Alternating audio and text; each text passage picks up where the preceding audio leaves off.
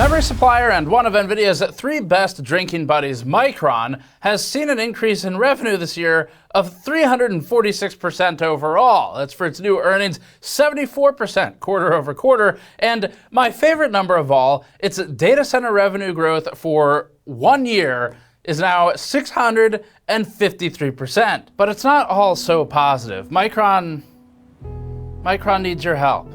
For just $600 per stick of RAM and your tax dollars, Micron can see through its dream of opening a small, hometown, local, multi-billion-dollar fab in one of the states with the highest property taxes in the country. Micron, with its 653% increase in data center revenue, also continues to be subsidized with billions of taxpayer money to fund its tax breaks following contributions to the Trump ballroom. But there's good news. They still care about consumers. They're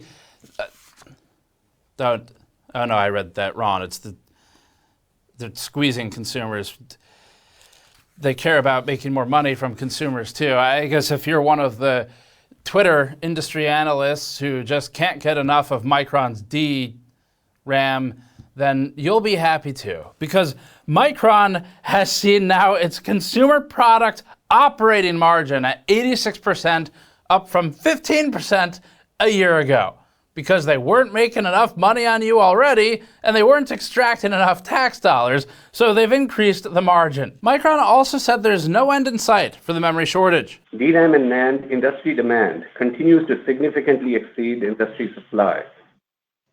We expect tight conditions to persist beyond calendar 2027 as a result of AI-driven demand across all segments, coupled with structural supply constraint. Even as we expect industry supply to improve gradually in 2028, we currently do not have line of sight as to when memory supply will be able to catch up with increasing demand. And that's during one of the worst quarters in recent years that we've seen for not just the consumer hardware industry, but for personal computing, where companies are facing cartel-like behavior, we think, from the memory companies. Valve, for example, said this in a recent interview with us. Were you able to lock in kind of contracts for memory with the suppliers directly, or did you have to jump through a bunch of hoops? Or look, there's no contracts, there's nothing. Yeah. Like, those guys, they are, they give us a price every month or something, okay, and they say, you can buy that many, and it's yes or no. And if we say no, then they never talk to us again, right? It's the common mafia approach, memory approach. It's the common memory approach of take it or get fucked. Micron also successfully locked in prices for the next 5 years for some of its 16 largest customers with its new strategic agreements, further pushing out a recovery window, if there ever is one, for the consumer. And on that side, Micron waxed poetic about devices seeing, quote, resilient demand at higher prices, end quote, seemingly shifting its strategy to sell to the rich. And of course, Micron already abandoned its crucial memory business last year. For anyone whose first name isn't Data, last name Center. Micron expects what it calls tight conditions to continue past 2027 due to AI data centers consuming the global memory supply. Micron, Samsung, and SK Hynix, the three largest memory manufacturers in the world, have all predicted that the memory shortage will continue for the foreseeable future. Predicted here could also maybe be substituted for decided. But, Meanwhile, Micron has continued to ramp its lobbying spend, having hired Trump-aligned lobbying firm Miller Strategies, helped by Trump's finance chair on a second inaugural committee, no conflict there, to advance Micron's political agenda. Miller Strategies has been hired by surveillance apparatus enabler and NVIDIA partner Palantir. Also, a company that believes AI is faster to train than 20 years of wasting food on humans, OpenAI. And SoftBank, which owns ARM. In fact, it seems Palantir and Micron share a lot of the same strategy, because they also both hired Evoke, another lobbying firm. Micron has embedded itself in government, but that should have been apparent when they were granted a get-out-of-jail-free card during the DOJ DRAM cartel bust in the early 2000s, as we reported in our documentary. And the memory companies aren't complaining. They've all ridden NVIDIA's DRAM needs hard to get to their trillion-dollar market caps each, as they post record revenue numbers every quarter. And NVIDIA's CEO isn't complaining either, because Jensen needs memory from all three of them. It's like a menage what is it when it's quatra? It's a menage a quatra. All three vendors have been qualified All three vendors are in production, and they're all racing. They're racing all to support Vera Rubin. We are going to use a lot of high-speed memory. No HBM for you. I need HBM. And so I think the fact that everything is scarce is fantastic for us. But NVIDIA wants more than just memory from Micron, Samsung, and SK Hynix, because NVIDIA works with these companies to align their roadmaps. We spent a lot of time with the supply chain. I mean, if you ask Sanjay Mitra over at Micron, he'll tell you 3 years ago, during a meeting, I explained the future to him exactly as it's happening right now. And I was really grateful that Micron and NVIDIA really lined up all of our roadmap. Tony will tell you over at SK that we did the same thing years before. While NVIDIA, the memory manufacturers, and a handful of other megacorporations profit from the global AI obsession, consumer products become more expensive as companies pass along increased costs to actual people. The memory shortage is causing scores of companies to raise prices for computers, consoles, cars, and even Apple, large enough to have contracts, has increased prices on laptops and TVs just this past week. For companies that sell accessory parts like PC cases and coolers, our Collapse of Personal Computing documentary detailed how large the losses are. The memory shortage is driving up prices for normal people, likely directly linked to inflation at this point, and the memory manufacturers are recording record revenue, profit, and margins. Micron made more than $41 billion in revenue in the last quarter. The memory shortage that began last year thanks to AI has started a huge shift in the industry. And so the memory issue has moved beyond gaming computers to personal computing, as we've been saying. But now it seems to be moving towards something greater, which is economic pressures for people who aren't already wealthy, as Micron talks in its earnings report about how targeting high-end, more expensive devices is doing pretty well for them. So, in other words, Micron is following a well-guarded, secretive, difficult to decipher strategy for its business. Well, we have some clips from our research. Hello, I like money. Oh, I like money. I love getting rich. Okay, that makes it sound simpler than it is. Before that, this video is brought to you by ID Cooling and the Frozen A620 Sleek CPU Air Cooler, an update to the A620 that we tested previously and found to be a good performer years ago, but now with improved installation features that make it easier to install with the central fan in place. The Sleek edition also has a matte blackout design for the non-RGB blackout enthusiast. Learn more about the new A620 Sleek from ID Cooling at the link in the description below. On June 24th, Micron released its earnings report and financials for its third quarter of its fiscal year 2026, and once again, Micron set new records for its earnings. Micron generated $41.46 billion in revenue in the quarter. Micron's revenue increased 74% quarter over quarter and 346% year over year. Micron sold $31.3 billion worth of DRAM in the third quarter, in addition to $9.9 billion of NAND, which is used in SSDs. Micron's average selling prices for DRAM and NAND products increased dramatically for both product categories quarter over quarter. Micron's ASP, or average selling price, for DRAM products increased in the low 60s percentage point range, while ASP for NAND increased in the mid 80s percentage range. To put that into perspective, during Micron's last quarter, average 4 terabyte NVMe SSD prices increased from $760 to approaching $900, or another 18% in just 3 months, a cumulative increase of around 200% since October of last year. And there's a latency on these numbers versus their supply increases. Meanwhile, DDR5 is also still going up. Since March, average price has increased in some categories an additional 10%, stacking for a cumulative increase since October of around 340%. In others, like 32 gigabytes of dumpster dive DDR5 5600 memory, it's climbed from $200 average to almost $1,000, or 400%. Since Micron's fiscal quarter 3 began, that price of the 5600 memory has increased by about 10 to 11% to consumers for completed kits. The trouble is that extra 10% is a lot of absolute dollars, like 100 of them, for actual people. We've reached a point of singularity where another 10%, it stops having any meaning at some point. It's like semantic satiation, but for percent increases. It's like telling someone that the price of a Lamborghini went up by 10%, or telling them the price of a home went up by 10%. At some point, you just roll your eyes because you were never going to be able to buy one anyway. It stops having meaning. But at higher ASP, it's good news for somebody.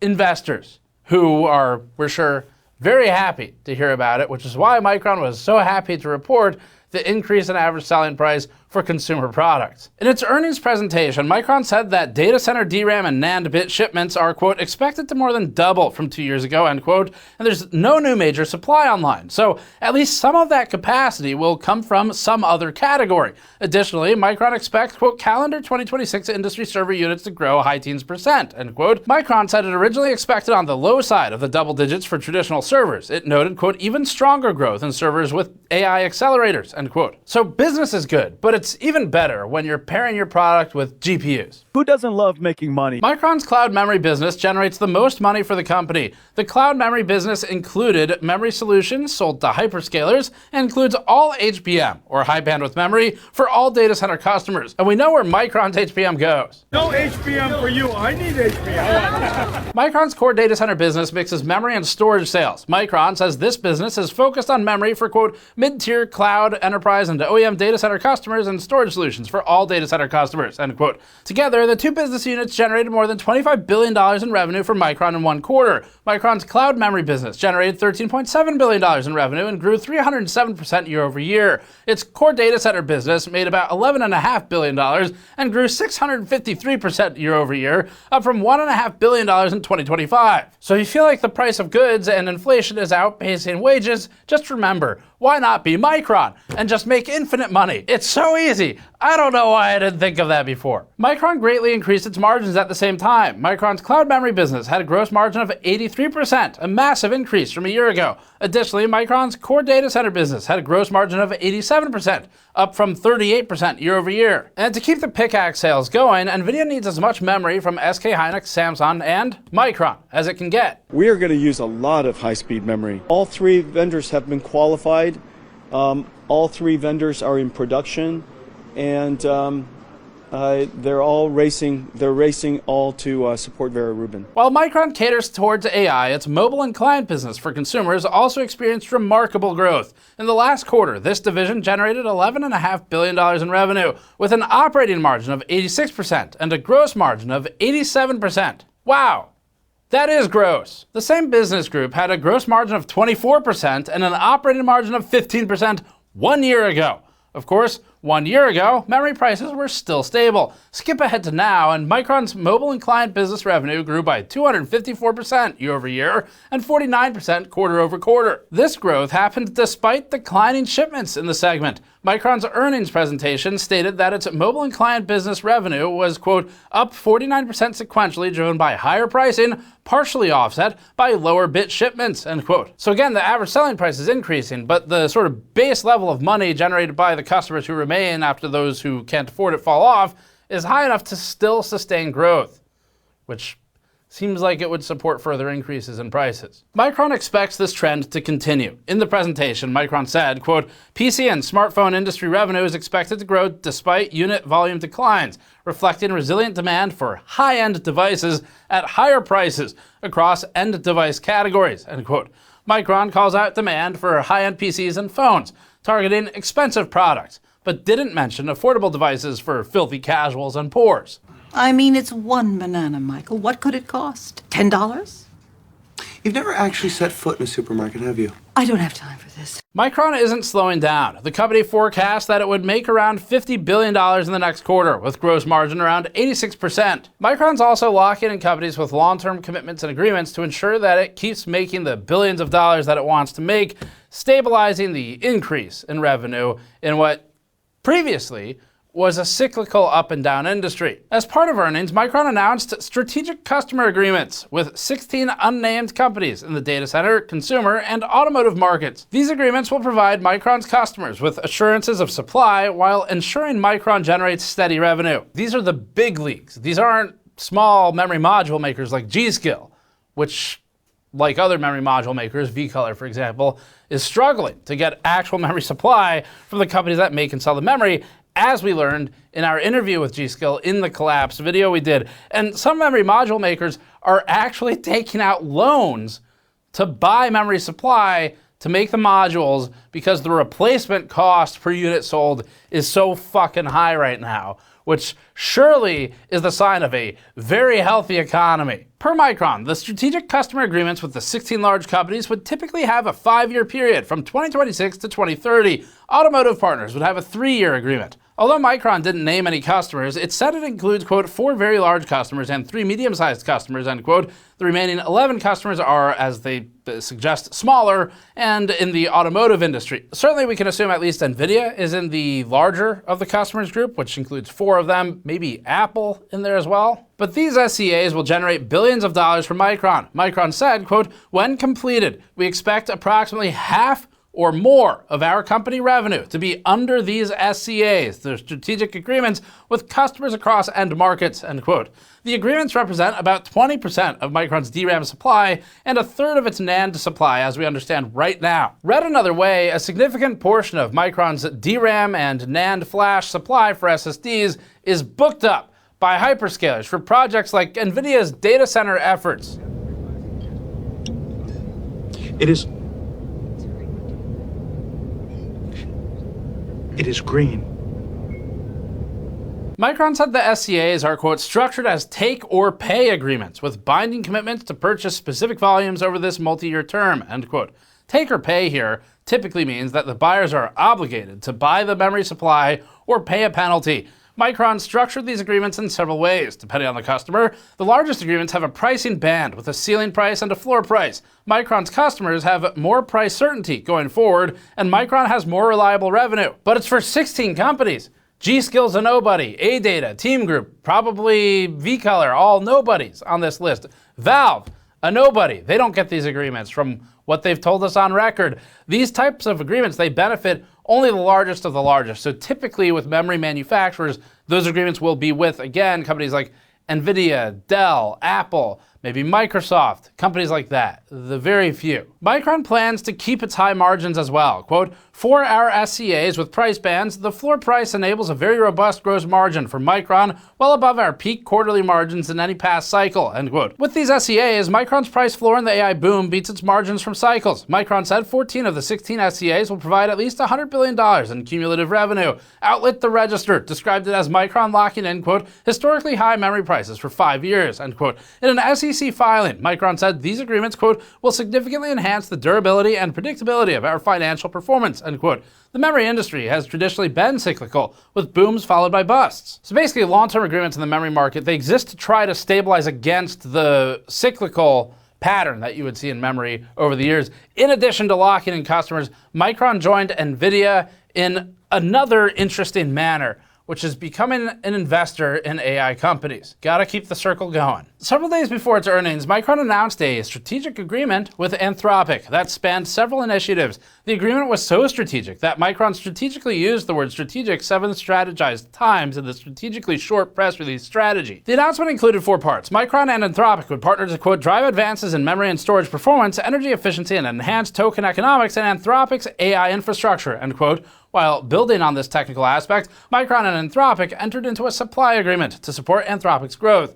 Micron didn't provide details about what or how much it would supply to Anthropic, which makes Claude. Micron also said that it had invested in Anthropic during its Series H funding round and deployed Anthropic's Claude models across the company. Micron didn't say how much it invested in Anthropic, so while we don't know that figure, we did find an additional paragraph in one of Micron's new SEC filings. Micron said that, quote, we have made and may continue to make strategic investments in companies within our ecosystem to further our strategic objectives. These investments subject us to losses on all or part of our investment, earnings volatility, and potential liquidity of our investments, end quote. We couldn't find a similar line in the same section when we checked Micron's last quarterly report from March. Micron isn't alone here. Anthropic had a blog post on May 28th that listed Samsung, SK Hynix, and Micron as what it called in its latest funding round, quote, strategic infrastructure partners. And Anthropic said that these, quote, relationships will help us scale our compute reliably at the pace our customers need, end quote. Anthropic runs Claude and will be using the memory in data centers. Anthropic confidentially submitted paperwork to the SEC on June 1st as it weighs the option to become a public company. TLDR, Micron can charge whatever the fuck it wants because Micron is the size of company that can do whatever the fuck it wants. Micron is also the only US-based memory manufacturer, which has some pretty interesting perks. Because if you look back at the Bush administration's DOJ charges filed against what they called, accurately, the memory cartel, which is an actual, accurate dictionary use of cartel for what they were prosecuting at the time. If you look back then in the early 2000s, the DOJ busted Samsung and Hynix and sort of Micron, but Micron was the only one that got basically a get out of jail free card for a lot of the things that they were shown to have done by the DOJ and the prosecutors at that time.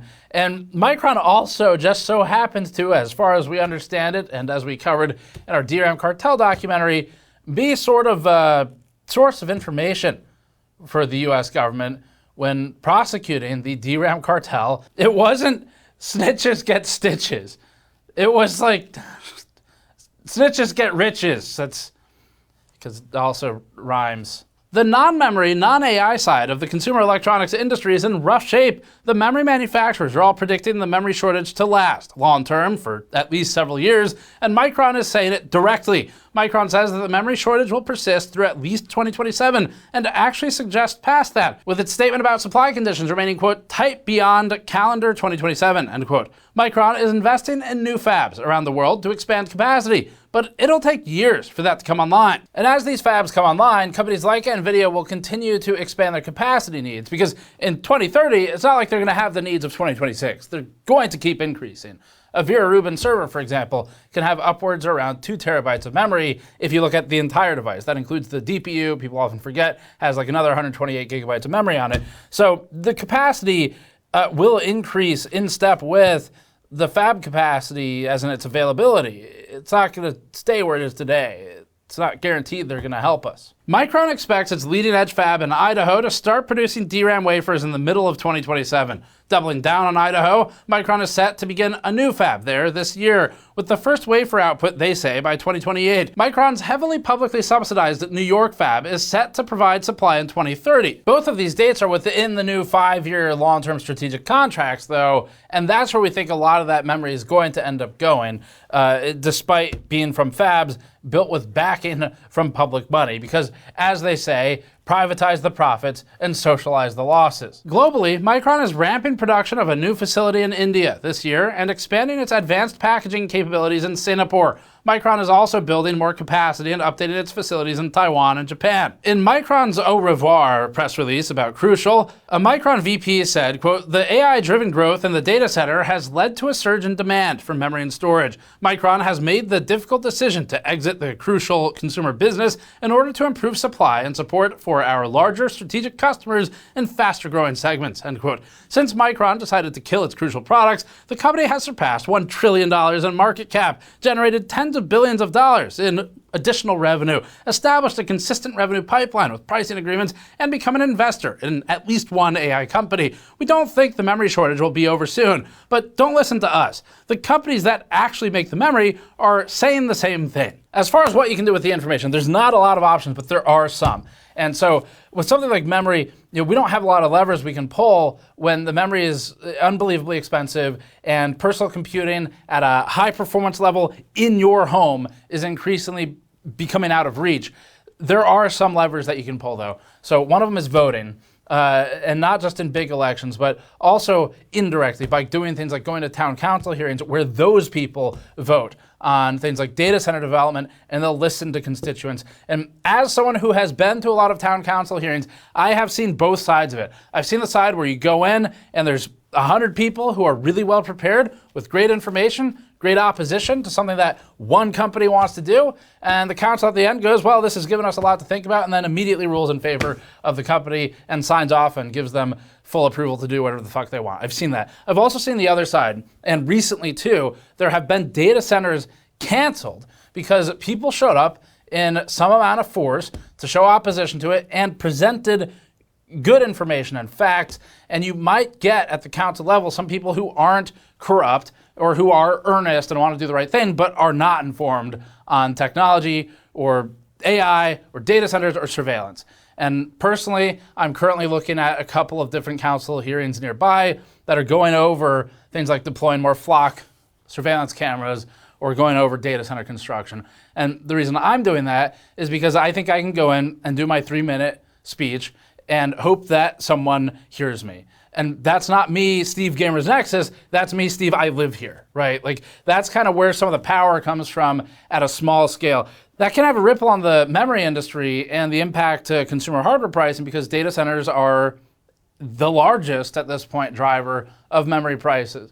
So it's something to think about, where normally the way they work, in my experience, has been you show up, maybe in advance you sign up to speak, and you get something like 3 minutes or something to kind of make your pitch. And the more data, the more facts, the more information you have, the better it's going to be. And you know, hopefully a couple people do that and they actually listen. Even better if you have something that's compelling from a legal standpoint. Like, for example, maybe there's an easy example is like an endangered animal lives there, and you know, it creates a whole big mess where they have to get different agencies involved. But that's just an example. So anyway, the point being, there's a few levers, but not many, that a consumer has, and all of them involve getting involved. So whether that's voting or going to local hearings, another option, I guess, is to minimize your use of AI products wherever possible, because that reduces their demand. The problem is they're in everything. So if you do a Google search, you are basically inherently using an AI product, whether or not you actually use it, because it's going to spit out a Gemini summary probably at the top.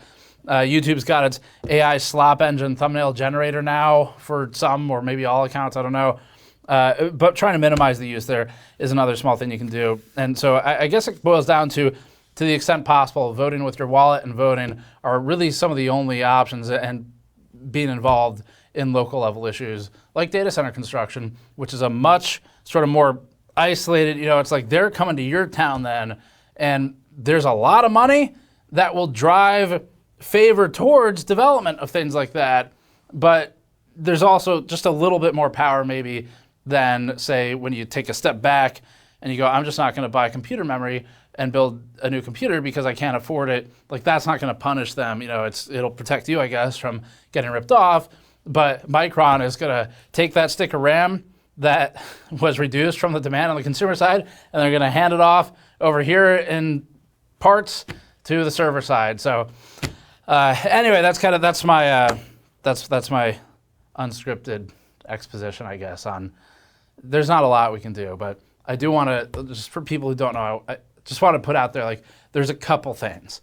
And I have talked that talk and walked that walk. And sometimes it works and sometimes it doesn't. But yeah, anyway, we'll talk more about that stuff, I'm sure, in the future in a separate piece or something, maybe GNCA. That's it for this one, though. That's Micron's earnings. It's unbelievable, and yeah, continues to be. So thanks for watching. Subscribe for more. Go to store.gamersnexus.net to support us directly, or patreon.com/gamersnexus. Thanks for watching. I'll see you all next time.